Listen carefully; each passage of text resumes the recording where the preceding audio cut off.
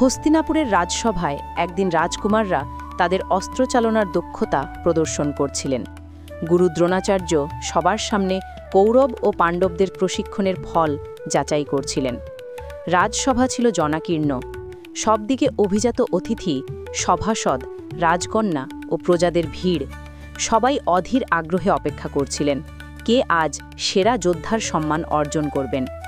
অর্জুনের তীরন্দাজির অসামান্য কৌশল দেখে সভায় উপস্থিত সকলে মুগ্ধ হয়ে গিয়েছিলেন। তিনি লক্ষ্যভেদে এমন নিখুঁত ছিলেন যে দ্রোণাচার্য নিজেই ঘোষণা করেন, অর্জুনই আমার শ্রেষ্ঠ শিষ্য, বিশ্বের সর্বশ্রেষ্ঠ ধনুর্ধর। ঠিক সেই মুহূর্তেই এক অপরিচিত যুবক রাজসভায় প্রবেশ করলেন।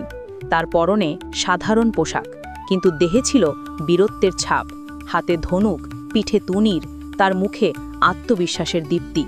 তিনি সামনে এগিয়ে এসে রাজাকে প্রণাম করে বললেন, আমি কর্ণ, আমি প্রমাণ করতে চাই আমি অর্জুনের সমান, বরং তার চেয়েও শ্রেষ্ঠ। এই কথা শুনে সভায় নীরবতা নেমে এলো।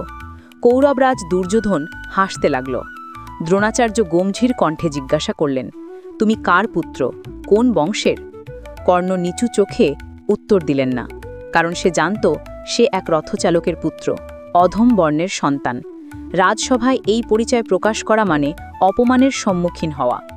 অর্জুনের পাশে বসা ভীম তিরস্কার করে বলল, তুমি তো রথচালকের ছেলে, রাজকুমারদের সঙ্গে তুলনা করার সাহস কোথা থেকে এলে? এই অপমান শুনে কর্ণের মুখ রক্তিম হয়ে উঠল, কিন্তু সে নীরব থাকল।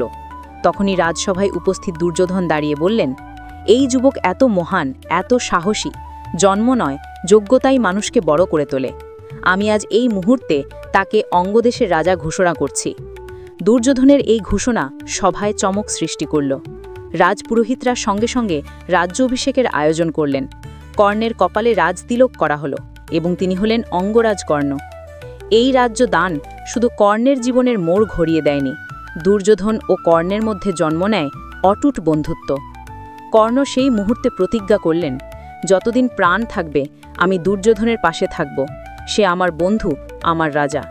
এইভাবেই এক রথচালকের সন্তান থেকে কর্ণ হলেন অঙ্গরাজ কর্ণ, মহাভারতের অন্যতম শ্রেষ্ঠ ও বীর পুরুষ। এই কাহিনী আমাদের শেখায়, জন্ম নয়, যোগ্যতাই প্রকৃত মর্যাদা দেয়। কর্ণের জীবন যেমন সংগ্রামের, তেমনি আত্মসম্মানের এক অনন্য প্রতীক।